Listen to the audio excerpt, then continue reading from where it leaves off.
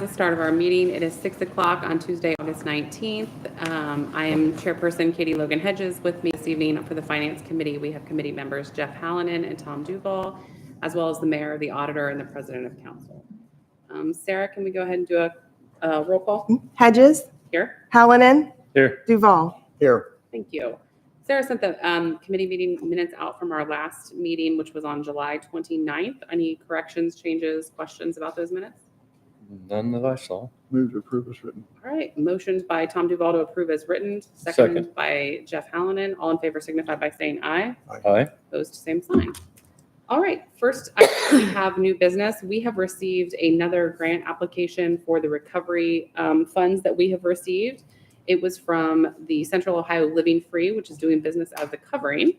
So as has been our process with all of these applications, we have asked the applicant to come and do a presentation about how much money they're requesting and what it would be used for. So I believe the mayor invited them this evening and they are with us tonight. So if you would like to come to the podium, we would love to hear your presentation.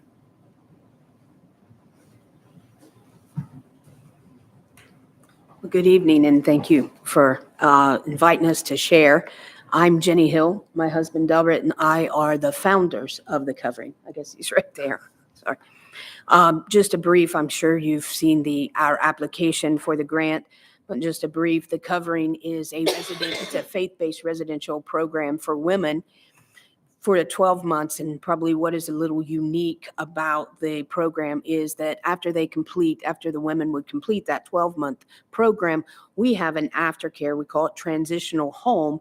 At that point, those women, if they choose to move into that phase, they have the option to bring their children with them. And so to date, since the inception, we've had 50 plus women come to be with us for some period of time. Some of those a week, but many of those have completed the 12 months. Many of those have been 2 and 3 years. And so currently we have ministered to and cared for up to 8 children. And so that's one of the unique things about our ministry. Some of those children some young men went from running the streets of east side of Columbus to now they're playing basketball and football. And we've had multiple of them, change in regards to that. So it is our heart of the ministry to take these women, provide a family environment and a family home so that they can grow and begin to be reestablished. And we see some of our alumni, 2 of them at least, are homeowners now. After having years of drug addiction, they're homeowners here in Circleville. And so we see the effectiveness of putting them in a family environment, and then with the Lord's help and kind of some guidance, seeing it make an impact in them and the children. Currently, our ministries, we have 2 main sources of revenue. One of those being donations that comes from individual donations, church donations, and then grant funding. This second avenue of revenue is the women themselves. The program is free. We never charge anyone. The women that are really ready for our program, they don't have resources. And so the first 2 months they come in, it's free of charge, but then we have partner employers, and beginning with month 3, they begin to work. And a large portion of of what they earn goes to program fees. They will finish the 12 months. They've earned savings. If they choose to go on to transitional living, we alter that to where it's a rent-based. So now they can begin to get a car, different things like that. So our goal is 60-40, that 60% we raise through donations, but 40% of that they're paying for. And they're actually paying to help the one behind them be able to come in when they don't have any resources. So that's primarily how we make up our funding at this point. The goal is 60-40. We're roughly at 65-35% right now, and we're working towards them paying 40% of that. The ministry's monthly electric cost, we have maintained 3 homes, and about 5% of our ministry's expenses are the electrical It's just to pay the electric bill in those three. And so that makes up that request for the 15,000, which would be 1 year of paying the electric bill. And again, out of those 50 plus women, most all of them are by definition homeless. And this allows us to give them home. And again, not every one of them make it. I'm not here to sell you a story, but many of them are and are now paying taxes in regards to that. So that's the 15,000. So that is a reoccurring expense that we have every month. In addition, we are asking for a one-time grant of $5,500 to replace the flooring in the downstairs kitchen of our transitional home so that it'll provide a safe and clean environment. And they mentioned to us, this is the first time to make copies. So I have copies, got some pictures. We're not wanting a pristine floor, but we want a robust one because it's a 13-bedroom home. And at any point, we can have 6 kids running around and so forth. And so that makes up for the request for the $5,500, which totals the $20,500 that we're requesting. Again, the one is just a one-time, can we fix this kitchen floor? And the other is that's an ongoing cost that we're going to incur. We, since the inception of the ministry, like 2023, we had 15 new women come in. 2022, 15 new women. 2024, we had 18 new women come in.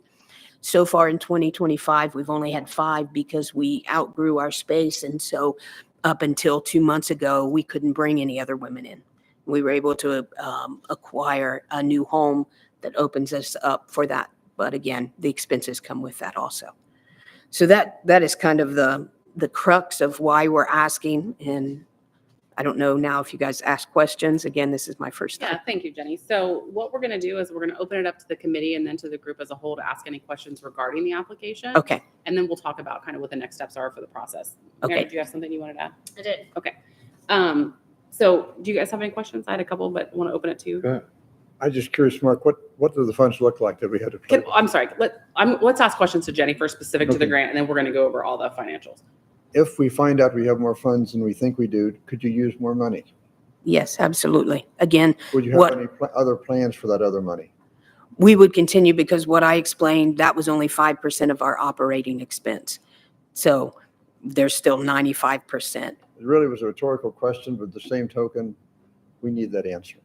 Yes. Does that make sense? That's just the electric cost. We pay propane, we pay gas, we pay water, sewer, all the same things you all do. And we do it just multiplied by 3 at this point.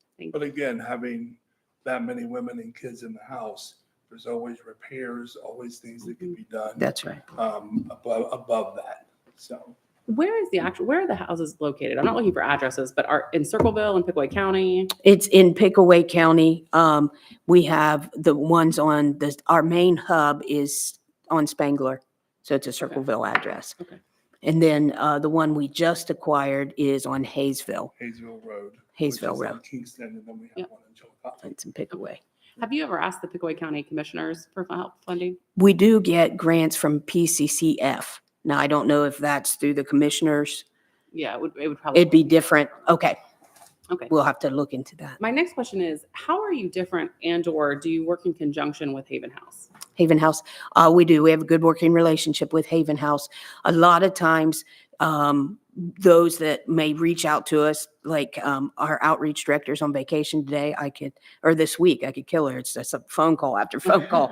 But many of those are just not a good fit, meaning like what I said first, you're going to have to be desperate because it's a very structured, strict program because it's a life change. We're not really helping you for 45 days. If you want a new life. And so a lot of those then, if we can't help them, we're finding them other help. And then when Haven House was over capacity, we took some of theirs for them too. So, yeah. Questions, Jeff? So this is 5% for all 3 houses? Yes. So have you gone to Chillicothe as well, since one house is in Chillicothe? We have not gone to Chillicothe yet. Honestly, I didn't know these funds were open in Gotcha. Chillicothe. We kind of stumbled across. Somebody asked me how we know. I said, I don't know. We just accidentally stumbled. Yeah. But it is a good idea. Like I said, we've gotten funding from PCCF, South Central grants, So some different grants like that. How long have you been around? We have Central Ohio Living Free was established in 2016, but it transitioned into a residential program as the Covering in 2021, July of 2021. Other questions from the committee? Any questions from anyone else present for the applicant? Okay, thank you. If you guys want to sit, we're going to talk. So to Mr. Duval's point, when the mayor brought this to me originally, one of my questions was like, what usually comes up in this discussion is, well, how much money do we have? How much money have we given? So Mark, can you give us a summary of how much money we have to date, as well as how much money is out? So one thing I would remind the committee of is we have a few asks that we have said are likely to be renewed Yeah. as long as they follow the process, which at this point is to provide an explanation of kind of what they've done with the funds. And then we have a couple of one-times that we've done as well. Then we put a large pot of the money into some resources at the police department recently as well. So Mark, if you could give us an overview of that, that would be helpful. Yes, absolutely. So we just got our main drop about a week ago from the settlements. There was four or five different drops that totaled almost $100,000. With that and everything else we've received this year from the from all of the lawsuits was $151,000. So that's what we brought in this year. So far this year, we have spent $113,000 out of there. Now I can get you the numbers as to where that's going. A lot of that went to the K-9 unit, which the state says a lot of people are using this money for K-9 to be obviously for opioids. And right now there's still an encumbrance of $81,000 on that amount. So right now there's $312,000 available. And after the encumbrance, we have $230,000 that's available in the fund right now. Give me just a second and I will get you I know we've spent some of that for the contracts that we have. Let's see, we have an $85,000 contract. We've spent $31,000 of that. We've given the $10,000 to Haven House. And then this contractual services, that's $31,000, and it's normally total of $85,000 each year. So we're still on the hook for another $54,000 that has not gone out this year as well, on top of the other encumbered balances. So basically, if you look at all of the encumbrances plus the encumbrances that will be coming down the road, we're looking about $180,000 remaining at the end of the year. That's what's left. That will be left. Now, I do want to point out that the K-9 expenses, those are going to be mainly a one done thing. So if we continue to get the same funds that we're getting currently, the funds in this opioid fund will continue to increase because we don't have anything like that scheduled going into the years out. Okay. So in terms of process, this committee could make a recommendation, then of course it would go in front of council. One thing I hate to ask, but I'm going to have to, is can we even give funds to support a Ross County facility, since this is Pickaway County money? I'm hesitant Question. for that specifically, just because those counties received money as well. So Where are you headquartered at? Where are you headquartered at? You have two of the three houses are in Pickaway County, is that correct? So he's big asking house, for right? they, Yeah, everything's run out of the Circleville house, the big house, what we call the big house, our transitional house. So everything's run out of there. So that's our main ministry headquarters. but essentially you're asking for $5,000 per house, correct? For the electric? Yes. So we could do 10. What, before we move to that, what are the total things that we can use the money for? Mark, what Mark. we can use it for. Yeah, for these funds, we can use these funds for? It's very limited. The way that it came out initially was to basically for anything, I can't think of the word right now, but to eliminate the opioid addiction. Prices So are- if it's, again, that's why we go to canines because of the drug sniffing dogs. And we've been able to help, here with Haven House with the trailer that does the laundry and Right. the washing. Ours. Yeah, PARs. So these are Pack. things that I've seen being used and what other communities are using it for. But our hands are pretty tied as to right now. They may open that up, years down the road, but at this point that we're pretty tied to that. Do we, I was just going to say, so if you look at the organization One Ohio that really operates the foundation for all of these settlement dollars, they say that they're looking to support evidence-based, forward-looking strategies for the purposes of prevention, treatment, recovery, and abatement of substance use and co-occurring disorders. So it's broad, but it's narrow, if that makes sense. That kind of answers the next question I was going to say. So it is kind of broad. So who makes that call? Like if we spend money for something, this is a worthy cause, this is good, but saying we spend it for something else, how do we know we don't get in trouble? I would imagine that it's through the Attorney General's office. It would have, honestly, it would have to be something reported. It would not be something that, because this isn't federal dollars coming to us, this is not something we have to do in what's called a single audit for separately from our regular audit. Our regular audit, nobody has asked me what these funds are for. I think it's, it's an honor thing. I don't think there's I haven't heard anything from the Attorney General yet where there's, people have been, struck down for doing something or spending it in the wrong way. I think it's more of how we see these dollars spent. And we might want to get Kendra's opinion on some of those as well if we Yeah. do veer off a little bit from where we're currently at. And I think that's a good suggestion. I think this ask is very in alignment with other things that Right. we've done. Yeah, I But mean, yeah, I when think we your were point is doing the good. canine and all that, I was working with Kendra saying, Mhm. I want to make sure these are following the guidelines because we don't want Yeah. to do anything we shouldn't be doing. Yeah. The last question, you said 180 left, and I know that randomly this money comes. Is that all you think you'll be expecting for the year? I'd have to look back and see what, it seems like we may have gotten another deposit like in September, October of last year. I'd have to go back and look. But last year there seemed to be like some catch up money that was coming through. I believe Walmart, their lawsuit, they didn't pay the very first year. So we got a lot of money from them the second year that we normally wouldn't have. But I'd have to go back and get you some more information as exactly if there was more additional dollars came in later in the year, Yeah. 2024. That's good to know. Just I'm looking for other opportunities that we'll be able to use it to help the city. So I think the mayor and where I the funds are tied. Yeah, the mayor and I discussed coming up with, separate from the specific ask, but just trying to figure out really how much money are we consistently getting without overcommitting because it is inconsistent in Right. terms of what we receive. But for purposes of today, for this ask, again, to recap, it's a $5,500 one-time ask for the replacement of floors and then a $15,000 ongoing yearly for the electric. 50 or 50? 15. It was And that's continuing. 15. Would it be 10? The 15 is continuing? What do you think? That would be what I would recommend. And I would highly encourage you to go to Ross County. And please, like I said, that's not personal. And- I just and think the that this county is Pickaway County commissioners, yeah. funds. It has to stay, I think, to a Pickaway County purpose, which I totally get. You have other locations, but I would be comfortable making that. With motion. only covering 5% of those expenses, you'd think the county and Ross County both.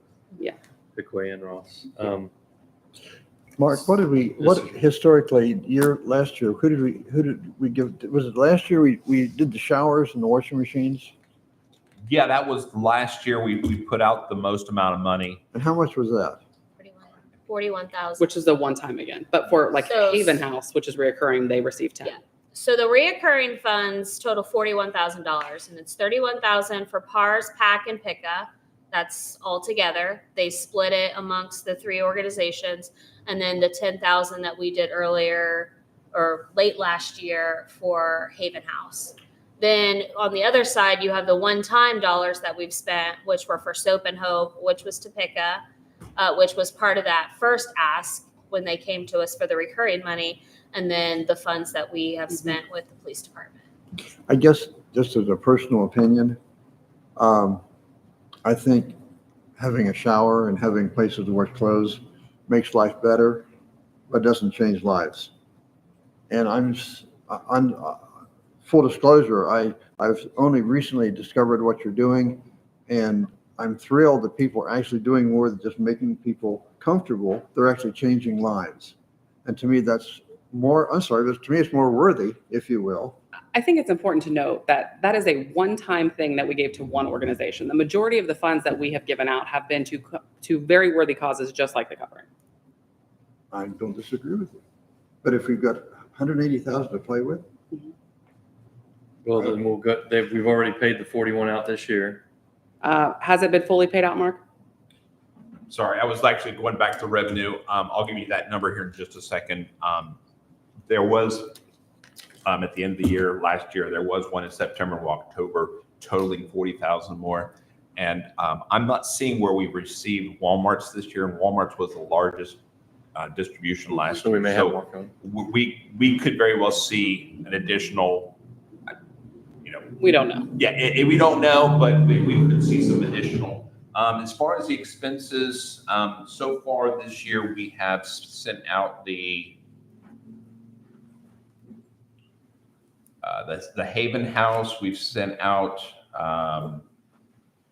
the one to the PARS, the 31,000 to the PARS. Pick, unpack. Yeah, all the triple one. So those three have been, those two have been sent out. Total of four, three for the one, and then the one additional Haven House for Okay, so 10,000. So, and do we have a limit on the money, a time limit on spending? I haven't seen anything yet, Okay. and these payments will be coming for 18 years. 15 to 20 years. I mean, there's some of them that are longer down there. That was one of the things that the mayor and I discussed, again, separate from this application, is I think originally we were told it would be like 80 some $1,000s a year, and it's been grossly more than that. So it's like, how do we get this money down to organizations like the Covering Right. who should spend the money, Yep. while also being cognizant of the fact that 2 years from now it could be 80,000 and not, so we don't have continuing commitments more than we do coming Right. in. Right. That's my big Yeah. concern. Yeah. So the way that the funds were given is there was one big settlement that was given through One Ohio, through the Attorney General's office, which was the original allotment that we got. It was based on percentage and population of county, and then cities and municipalities within each of those. And so that's where that original 89,000 came from. Since then, you've had multiple different lawsuits that have been Mhm. settled, and they are paying in money as well. And so that is what allows it to ebb and flow, because more of those lawsuits are being settled and more money is being poured back into the communities based on a formula through the state. So it could very well vary. But that original set of money was for 18 years. And we started in 22 or 23. 23, I believe. Yeah. Gotcha. So it's the funds should continue to come for several more years. Well, for the purpose here, I make a motion to forward this on to council. Are we going to forward it on at 15 with a review by Kendra for the Ross County, or just move it on for 10 and look later? I don't know. For me, what would I be your like the recommendation? 10. I think that it needs to be in alignment with Pickaway County. I think it's also dollar-wise in alignment with the other consistent ones that we are asking for. So with the 5.5 on it, it would be a motion to forward 15, this with 15.5 Yeah. to council for approval. which 5,500 would be a one-time, 10,000 would be recurring. We do ask that that you come back and give us an annual, like a little presentation similar to what you did with today, how you did the money. But again, that just for understanding, that would go through our committee first for approval. It would still have to go through final approval for the council. So motion by Jeff Hallinan. Mhm. Second. All second. I'll vote for it, but I'm not going to second it. Sarah, can I do a roll call, please? Hedges, Yes. Hallinan, Yes. Duval. Yes. Very good. So that will move forward to our next council meeting for review. Thank you very much. All right. So next piece of business that we have is an ordinance. Sarah, do you mind reading that? An ordinance amending the annual appropriation ordinance in the General Fund 101, Street Construction Fund 203, Safety Forces 0.5% Tax Fund 212, Municipal Court CCA Grant 25/26 Fund 260, Water and Sewer Retirement Compensation Fund 890 of the City of Circleville. Thank you very much. So this is our housekeeping ordinance number 7 of the year. It totals about $116,000, just under $117,000. A couple things to note. There's a $11,000 credit, which is due to a housekeeping correction.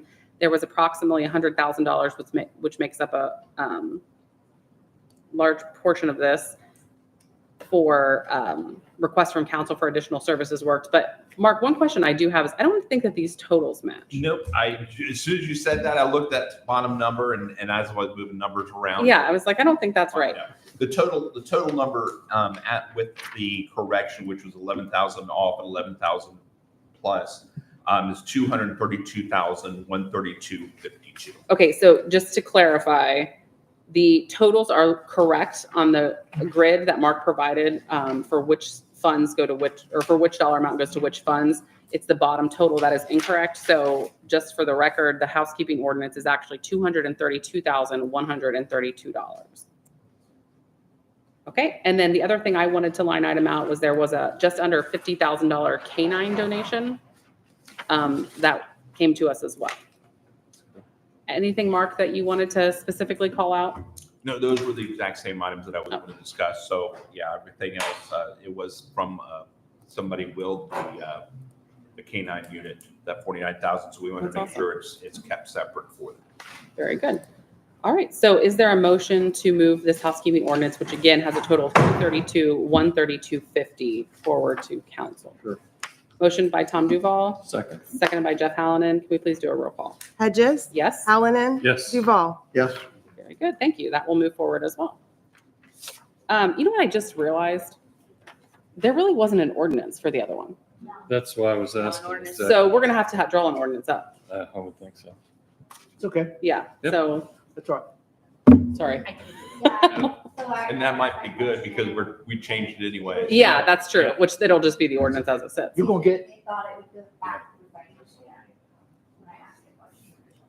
They would just have that, but if Yeah, it they should be move it just. Drawn up that way, it should be fine. We can ask the law you director. can draft the ordinance. Speed to Committee's get them the approved money. it. Okay, Once you get it, not what you thought it was gonna say, then okay, back to committee or Perfect. table it or second reading. okay, excellent, thank you, sorry about that. Okay, the last item on our agenda is a review of the 2024 audit. So Mark had sent this out to council earlier this week. This is just the copy of the full audit that we received. I know that everyone's probably had a chance to look at it, but Mark, did you want to give us a just quick overview? Well, with an audit, with the magnitude of what they do for the city, quick overview, I can basically say that there was a few findings that they had. One of them is the standard procedure for pretty much every municipality in the state, which is a rubber stamp on if you are out of town. The auditor treasurer, that was one of my very first things I did was they said, make your signature and then sign, stamp the checks whenever somebody's on vacation. Well, unbeknownst to me, that's not ORC policy. So they said, there's really nothing you can do about it. If you have to get a check out, you're going to have to get a check out. And that was kind of their answer to that.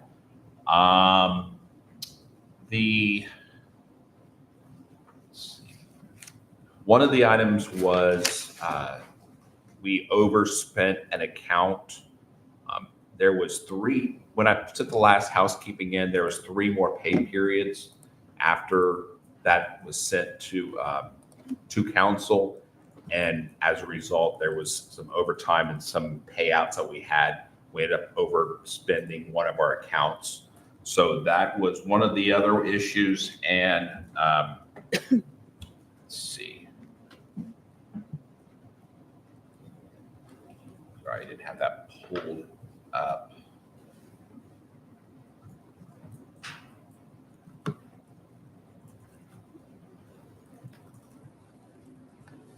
All right.